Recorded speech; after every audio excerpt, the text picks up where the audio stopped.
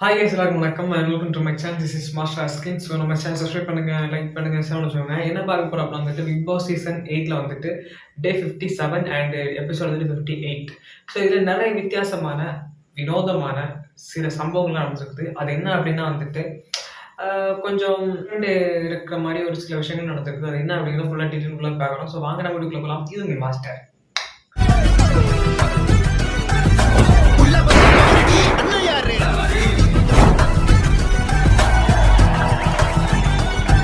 மஞ்சரி இருக்காங்கல்ல, ஸோ அந்த மஞ்சரி வந்துட்டு இந்த பிக் பாஸ்ல ஒரு வில்லியாக ட்ரீட் பண்ணப்படுறாங்க அப்படிங்கிற இந்த பிக் பாஸ் சரித்திரத்திலேயே வந்துட்டு ஒரு வில்லியாக நான் ட்ரீட் பண்ணப்பட்டுட்டேன்.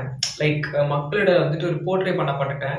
அது இனி மாற்றிக்க முடியாது. ஸோ இனிமேல் வந்துட்டு அப்படி இருந்துட வேண்டியதான் அப்படிங்கிற மாதிரி வந்துட்டு நம்ம முத்து வந்துட்டு நம்ம தீபக் கிட்ட சொல்றாரு.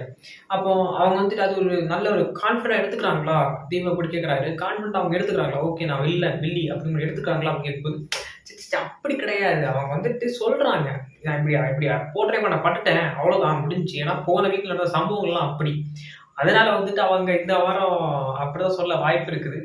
அது அவங்க வந்துட்டு முத்துக்கு மட்டும் ஓப்பனா சொல்லியிருக்காங்க. ஏன்னா வந்துட்டு நான் நினைக்கிறேன், பட் அங்க நடந்துச்சு, அங்க அவங்க சொன்னாங்க, அது அப்படி இருந்துச்சு. ஸோ அதை அவங்கள்ட்ட சொல்றேன் அப்படின்னு தீபன் சொன்னாரு. என்ன கேட்டீங்க அப்படின்னா வந்துட்டு இவங்க அப்படி நினைக்கிற வந்துட்டு இந்த சீசனுக்கு தான் ஓகே தவிர மற்ற மாதிரி இந்த பிக் பாஸ் அடிப்படையிலே வந்து நான் தான் அப்படின்னா வந்துட்டு அதெல்லாம் ஒரு யோகம் கிடையாது. ஏன்னா அதுக்கு முன்னாடி வந்து நிறைய வில்லிகள் எல்லாம் இருக்காங்க. வனிதாக்காவெல்லாம் என்ன சொல்லுவீங்க? அவங்க எல்லாம் யாரு? அந்த மாதிரி வந்துட்டு ஒரு பயங்கரமான வில்லிங்கெல்லாம் வில்லிங்க எங்க தலைவி. அவங்கள பார்க்கும்போது நீங்க எல்லாம் வந்துட்டு இந்த சொல்லுவாங்கல்ல, இந்த ஆச்சா பூச்சா அல்லு சில்லு அந்த கேட்டகரிலாம் வரும். ஏன்னா வந்துட்டு அந்த இவங்க இது வந்துட்டு இவங்களுக்குள்ள இவங்களே வந்து ஒரு இன்ஃப்ளூயன்டிவ் காம்ப்ளெக்ஸ் கிரியேட் பண்ணிக்கிற மாதிரி. இப்படி இருக்குமோ, இப்படிதானோ, ஆமா அப்படிதான், அந்த மாதிரி தான் அவங்களே அவங்கள கிரியேட் பண்ணிக்கிறாங்க. இது மக்கள் யாரும் சொல்லல, அங்க இருக்கிற யாரும் வந்துட்டு நீங்க இப்படிதான் அப்படின்னு யாரும் சொல்லல. ஆனா அவங்களே அவங்கள வந்துட்டு போர்ட்ரே பண்ணிக்கிறாங்க. ஸோ அது வந்துட்டு அவங்களுக்கே தெரியாம இருக்குது. அது அவங்க எப்போ புரிஞ்சுக்க போறாங்க அப்படிங்கிற வந்துட்டு இந்த கேம்ல இருந்து வெளில போனா இல்ல ஜெயிச்சதுக்கு அப்புறம் வந்துட்டு வெளில போய் பார்க்கும்போது அவங்களுக்கு புரியும். ஓகே நான் இப்பெல்லாம் பண்ணனால தான் அவங்களுக்கு தெரியுதோ, அது உள்ள இருக்கும்போது தப்பா போர்ட்ரே ஆயிடுச்சோ அப்படின்னு அவங்களுக்கே தெரியும். அதை வந்து நம்ம திரும்ப வாட்ச் பண்ணாதான் முடியும். ஏன்னா வந்துட்டு அவங்க பண்ணதெல்லாம் பார்க்கலாம்ல. So that's it. அப்புறம் வந்துட்டு கேப்டன்சி டாஸ்க்ல நம்மளுடைய சாச்சனா அண்ட் வந்துட்டு ஜெஃப்ரி தான் விளாட்னாங்க. ஸோ அந்த இதை வந்துட்டு அப்டேட் உங்களுக்கு எவனாவது எப்படியாவது போட்டிருப்பான், ஜெஃப்ரி தான் வின்னர் அப்படின்ட்டு. ஆனால் அங்கே உள்ள நடந்தது ஒரு ஒன் ஆஃப் த சூப்பரான ஒரு செக்ஷன். அது வந்துட்டு ஒரு அந்த டாஸ்க் முடிஞ்சதுக்கு அப்புறமும் ஒரு டாக் அதை பற்றி ஓடிச்சு. என்ன அப்படின்னா வந்து இந்த ஒரு நம்பர் பிளேட் இருக்குல்ல, ஸோ அந்த நம்பர் பிளேட் வந்துட்டு கண்டுபிடிக்கணும். பிக் பாஸ் வந்துட்டு அந்த ஒரு கிளாஸ் மேலே நம்பர் பிளேட் போடுவார். அதை எங்க பார்த்து கண்டுபிடிக்கணும். ஸோ அதை கண்டுபிடிக்கிறது வந்துட்டு நம்ம தலைவன் ஜெஃப்ரி தான் மேக் பண்ணுவார். ஆனால் அது ஒரு டாக் வந்துச்சுன்னு இல்லை. ஸோ அது என்ன டாக் அப்படின்னா வந்துட்டு லைக் நம்மளுடைய சௌந்தர்யா சொல்லுவாங்க, விட்டு கொடுத்துறாத, எனக்காக விளையாடு, நீ என் ஃப்ரெண்டு, எனக்காக விளையாடணும், எனக்காக தான் விளையாடணும் அப்படின்னு சொல்லுவாங்க. அது வந்துட்டு ஓகே அப்படி வந்துட்டு ஓகே ஓகேன்னு சொல்லிட்டு போயிடுவான். போயிட்டு அவன் வந்தான். அதுக்கப்புறம் இப்படியே கஷ்டப்பட்டு வின் பண்ணிடுவாங்க. வின் பண்ணிட்டு வெளில வந்ததுக்கப்புறம் வந்துட்டு நம்ம ஜாகுல் வந்து கேட்பாங்க, என்ன அப்படின்னா நீ வந்துட்டு ஏன் விட்டு கொடுத்துருக்க வேண்டியதானே, ஏன் அப்படின்னு. ஐயோ அவன் கேம் அவன் ஏன் விட்டு கொடுக்கணும் அப்படின்னு கேட்டீங்கன்னா வந்துட்டு இதுவும் தப்பு. ஏன்னா சௌந்தர்யா சொல்லுவாங்க, நான் தான் சொன்னேன் அப்படின்ட்டு. அப்போ இவங்களுக்குள்ள ஏற்கனவே பேசி வச்சுக்கிட்டாங்களா, எஸ் நான் விட்டு கொடுக்குற மாதிரி தான் இருக்கேன் அப்படின்ட்டு. இது என்னடா கதை? ஒரு கேமுக்கு விளையாட வந்துருக்கீங்கன்னா வந்துட்டு ஒருத்தன் விட்டு கொடுக்கறதுக்கு வேண்டான்னு சொல்றான். சரி ஃபைன், விட்டு கொடுக்கக்கூடாது, அது வந்து கரெக்டு தான். ஏன்னா இவனுக்கே வந்துட்டு ஒரு மாதிரி ஓகே கில்ட்டி ஃபீலர்ஸ் இருக்கும். சம்டைம்ஸ் வந்துட்டு விட்டு கொடுத்துன்னு தோணும். அதை விட்டு கொடுக்க வேணாம். ஒருத்தர் என்னன்னா ஏன் விட்டு கொடுக்கல அப்படின்னு கேட்டா, அது என்னடா கதை, அது எனக்கு புரிய மாட்டேங்குது. விட்டு கொடுக்காம விளையாடுறதாண்டா விளையாட்டு. அங்க வந்துட்டு ஏன் நீ விட்டு கொடுக்கல, ஏன் நீ விட்டு கொடுக்கல, விளையாண்டவளே ஒன்றும் கேட்கல, விளையாட சொன்னவரும் ஒன்றும் கேட்கல. பாரு இது யாருடா, இது யாருக்குள்ள என்னடா இது அப்படி வருது. எனக்கு வந்துட்டு ஒரு மாதிரி மண்டை சூடாயிடுச்சு ஃபர்ஸ்ட் பார்த்த உடனே. அவங்கையும் அவன் விளையாடுறான். அதை வந்துட்டு இவங்க வந்துட்டு நீ ஏன் விட்டு விளையாடினா, வந்துட்டு சௌந்தர்யாக்காக விளையாடினியா இல்லை உனக்காக விளையாடினியா, இட்ஸ் ஜஸ்ட் ஹேப்பன்ஸ், நடந்துச்சு, போனேன், விளையாடினேன், அவ்வளோதான். அவங்கள தோக்கடிக்கணும்லாம் நான் விளையாடல அப்படின்ட்டாரு. மூஞ்சில சாணியங்களை இந்த செருப்பு முக்கிய அச்ச மாதிரி இருக்குன்னு நினைக்கிறேன் ஜாக்குலுக்கு. ஏன்னா அவன் ஒரு கேம் விளையாடுறான். ஸோ அதில் ஏதாச்சும் ஒன்று தோண்டணும், அதுக்காகவே வந்த மாதிரி தான் இருந்துச்சு எனக்கு தெரிஞ்சு. அப்புறம் வந்துட்டு இந்த ஸ்டாக் அப்படியே முடிஞ்சுட்டு அப்படியே அந்த ஒரு செக்ஷன் அப்படியே போயிட்டு இருக்கும்போது வந்துட்டு தலைவருக்கும் ஒரு செக் வைக்கிற மாதிரி ஒரு ஃபோட்டோ ஃப்ரேம் கொண்டு வர்றாங்க. This is for a gift for you Jeffrey அப்படின்னு சொல்லிட்டு. ஏன்னா கிஃப்ட்னு பார்த்தாலும் ஒரு ஆப் அதில் இருக்கும்ல. ஸோ அந்த ஆப்பு தான் வந்துட்டு அந்த ஃபோட்டோ ஒரு பசில் ஃபோட்டோ. ஸோ ஒரு 3 பீசஸாக இருக்குது. 3 பீசஸாக அந்த ஃபோட்டோ அரேஞ்ச் பண்ணி வச்சுருக்காங்க. அப்போ அந்த 3 பீஸில் வந்துட்டு இந்த இதில் வந்து என்டர்டெயின்மெண்ட் இல்லாமலையோ இந்த இதில் ஏதோ குறை இருக்குனாலோ இதில் ஜெஃப்ரி மேலே ஏதாவது குறை இருக்குனாலோ இட் மீன் ஜெஃப்ரியோட கேப்டன்ஸ் மேலே ஏதாவது குறை இருக்குனாலோ ஒவ்வொரு பீஸா புடுங்கலாம்ப்பா. புடுங்கும்போது கொஞ்சம் எல்லாரையும் கூட்டு வச்சு லைக் கூட்டு இல்ல. கூட்டிட்டு வந்து எல்லாரையும் அலைன் பண்ணி எல்லாரையும் உட்கார வச்சு ஹால்ல வச்சு சொல்லணும்ப்பா. இந்த லிவிங் ஏரியால வச்சு சொல்லணும்ப்பா அப்படின்னாங்க. அது ஓகே, ஓகே, ஓகே. ஜெஃப்ரி வந்து சரி ஆரம்பிச்சுட்டானுங்க. முடிக்க விட மாட்டானுங்க அப்படின்னு அவருக்கே புரிஞ்சிருச்சு. அண்ட் அதுக்கப்புறம் வந்துட்டு அவன் சொல்றாப்புல எல்லாரும் சொல்றதுதான் வந்துட்டு ஓகே இந்த மாதிரி இருக்குது அதுக்குன்னு ஓப்பனா வந்து பண்ணிடாதீங்க.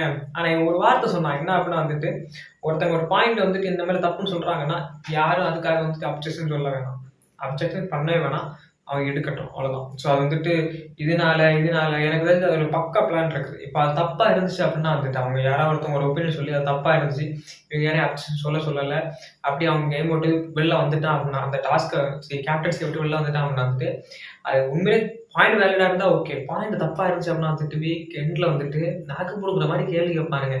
அவங்களே போட்டு ட்விஸ்ட் பண்ணி தலைவன் நல்லா வாங்கிடுவான். யாரு ஜெஃப்ரி நல்லா வாங்கிடுவான். ஸோ எனக்கு தெரிஞ்சு அதான்.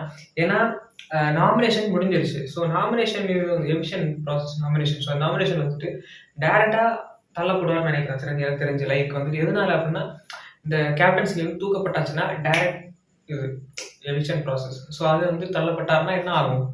ஒன்றும் ஆகாது, லைக் வாய்ப்பு இருக்குல்ல. ஸோ எனக்கு தெரிஞ்சு அதான் நினைக்கிறேன். ஸோ அந்த மாதிரி ட்விஸ்ட் வைப்பாங்கன்னு நினைக்கிறேன். பட் இது வரைக்கும் யாரும் வந்துட்டு அந்த மாதிரி அந்த 3 பீஸோ 3 பூவை கட் பண்ணியோ 3 பேட்சை கிரீன் கலர் பேட்சை லைஃபை எடுத்துட்டோ அந்த மாதிரி எதுவும் பண்ணல. அந்த ஷூட் வந்துட்டு பேக்ல ஒன்று போட்டாங்களே, ஸோ அதுக்கு வந்துட்டு அந்த டேகை பிடிக்க எதுவும் பண்ணல எல்லாத்தையும். ஸோ மேபி பார்ப்போம் இந்த இடத்துல வந்து என்ன நடக்க போகுது, ஜெஃப்ரிக்கு என்ன நடக்க போகுதுன்னு பார்ப்போம். ஆனால் எல்லாரும் நீங்களாக வெயிட் பண்ண ஜெஃப்ரி ஜெயிச்சா நல்லா இருக்குன்னு நினைச்சாங்க. ஸோ அதுதான் அங்கே நடந்திருக்குது. டேரக்ட் நாமினேஷன் நடந்துச்சு. லைக் இங்கேருந்து அங்கே பார்த்து எல்லாரும் வந்துட்டு ஓப்பன் நாமினேஷன் எல்லாரும் கூட்டு வச்சு நின்றுட்டு நாக்கு கேள்வி கேட்டு டேரக்டா சாரி மன்னிச்சது இதெல்லாம் சொல்ல வேணாம் அப்படி ஒரு நாமினேஷன் நடந்துச்சு. ஸோ அந்த நாமினேஷனில் வந்துட்டு ஒரு முக்கியமான விஷயம் அருண் வந்துட்டு முத்துவை பற்றி சொன்னார். என்ன பண்ண வந்துட்டு மேனிப்புலேஷன். நீங்கள் வந்துட்டு ஒரு தனியாக இண்டிவிஜுவல் கேம் விளையாட இப்போ ஒருத்தருக்கு ஒரு இண்டிவிஜுவல் கேம் சொல்லியிருக்காங்க ஃபர்ஸ்டே. பட் இருந்தாலும் நம்ம டீம் விளையாடிட்டு இருக்கோம். பட் தனியாக ஒரு இண்டிவிஜுவல் கேம் விளையாட சொன்ன அப்புறமும் நீங்கள் வந்துட்டு ஒரு குரூப்பிசம் உங்களுக்கு தேவைப்படுது அப்படின்னா வந்துட்டு தனியாக ஒரு இண்டிவிஜுவல் கேம் விளையாட முடியலையா, அவங்களுக்கு தெரியலையா அப்படிங்க மாதிரி அதுக்காக நாமினேட் பண்ணுறேன் அப்படின்னும். அடுத்து நீங்கள் வந்துட்டு நிறைய பேரை டீம் சேர்த்து மண்டே கழுவுறீங்க அப்படின்னு நம்ம அருண்குமார் சொல்லியிருந்தாரு. ஸோ மண்டே கழுவி நீங்கள் மேனிபுலேட் பண்ணி விளையாடுறதுக்கு விளையாடாமல் இருக்கலாம், நீங்கள் வெளியே போயிடலாம் அப்படின்னு மாதிரி நம்ம தலைவர் சொன்னாப்புல.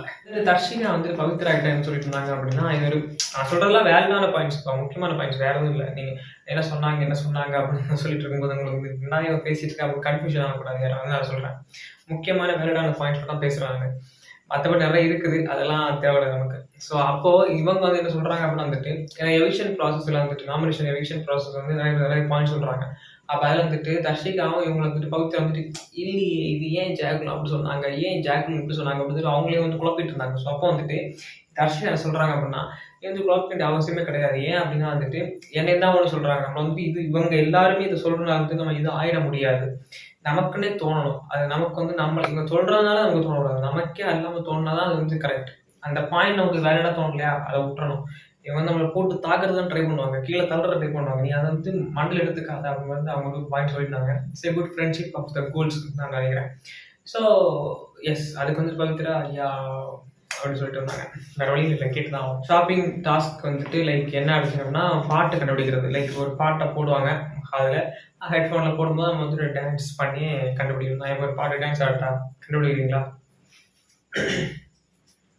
அவன் இந்த வீடியோவே பார்க்க மாட்டாருங்க. பார்ப்போம், நாளைக்கு பார்ப்போம். ஸோ பாய் கைஸ், சொல்றதுலாம் ஒன்றும் கிடையாது. ஸோ நாளைக்கு பார்ப்போம். நாளைக்கு என்ன கலவரம் நடந்துச்சா இல்லை இன்னைக்கு சாதாரணமாக ஆரம்பிச்சிருக்கு, நாளை இருந்து ஏதாவது ட்விஸ்ட் ஹேப்பன்ஸ் ஏதாவது நடக்குமா அப்படின்னு வெயிட் பண்ணி தான் பார்க்கணும். ஸோ வெயிட் பண்ணி பார்ப்போம். பாய்.